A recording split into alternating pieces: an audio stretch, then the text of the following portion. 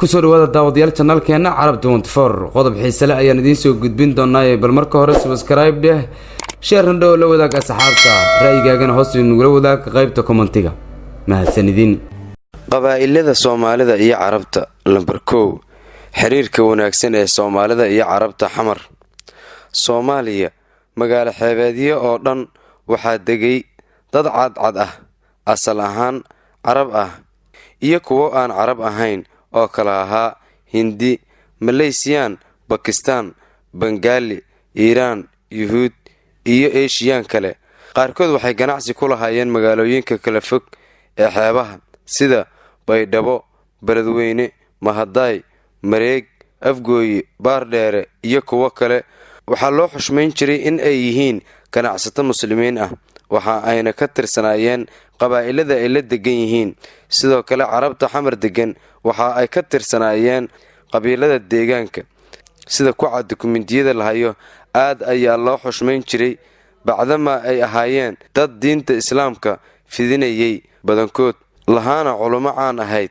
lambar 2 maxaa xumeeyay xiriirka Carabta iyo Soomaalida ee xamar xiriirka wanaagsan waxa uu xumaaday markii Ingiriisku uu Yemen ka keenay ciidamo Yemeniyiin ah iyo xaasaskoodii kuwa oo aad u taageersanaa mustacmaradii Ingiriiska halka Carabta kale ee reer xamarku ay ku taageersanaayeen Soomaalida in xurriyad la helo.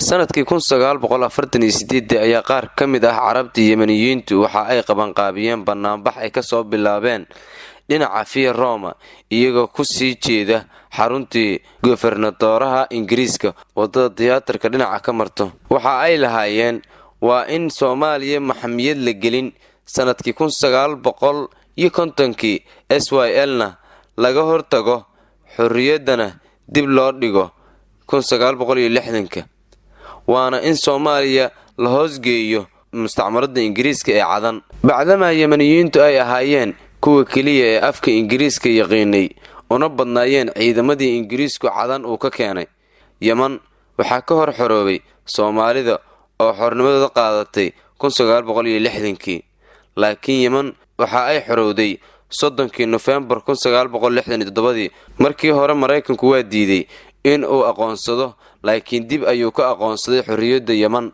7 sano oo Soomaalidu xor ay ahayd.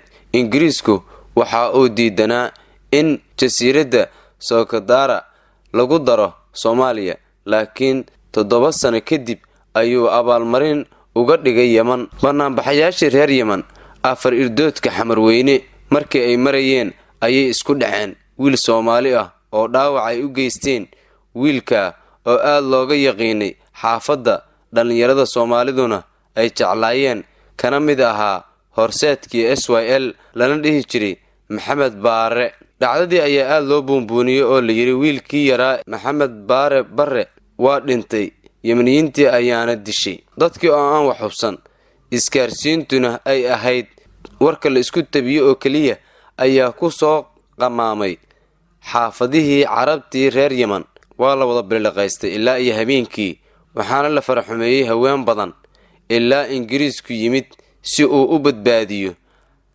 rabshadaha. waxaa loo yaqiinay hanoolaatadii koowaad waxaa xigay hanoolaatadii gobonimo doonka.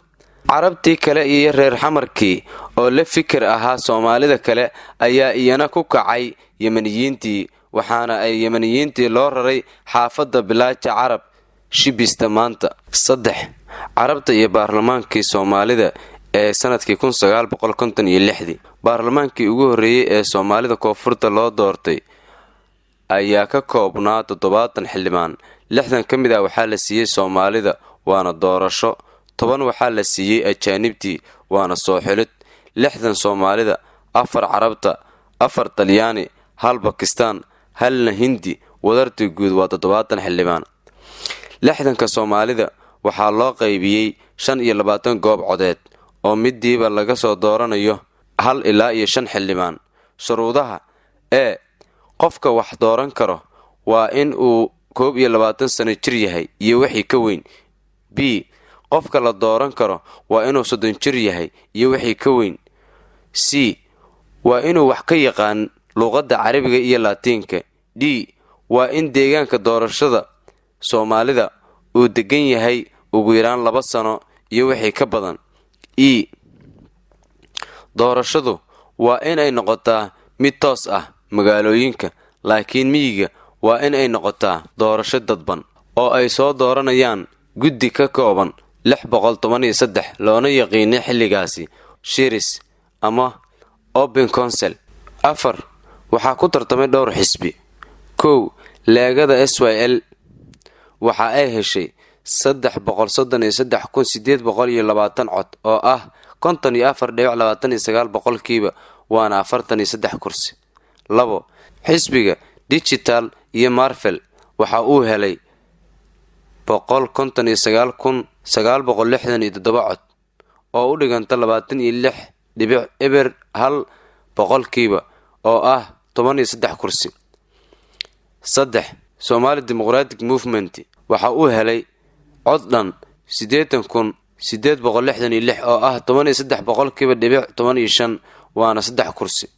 4 xisbiga Mareexaan Union waxa uu helay cod 11,358 oo ah 1.85 boqolkiiba oo ah 1 kursi. Wadartu waa 43 lagu daray 13 lagu daray 3 lagu daray 1 waxa ay la mid tahay 60 kursi lagu daray 10 ajaanibta ah. Wadarta codadka guudna waa 614,904 cod. 5 arrinta aanan fahmin weli. Waxaa la yaab ah oo aanan weli fahmin Somali National Union oo helay 21,630 cod oo u dhiganta 3.5 boqolkiiba ma helin 1 kursi, laakiin xisbiga Mareexaan Union oo helay 11,358 kaliya oo ah 1.85 waxa uu helay 1 kursi. Xisbiga Somali National Union ayaa dheeraad 10,272 cod, haddana 1 kursi ma aysan helin. xisbiyada tartamay ee aan codka helin waxaa ka mid ahay 1 Somali National Union, 2 Afgooyo oo Dijal, 3 Hawiye Youth Union, 4 Sigis Shidal, 5 Beachman French, xisbiga dimuqraadiga Calula. qodobkaasi xiisaha badan ayaan daawadayaal idinla wadaagaynay.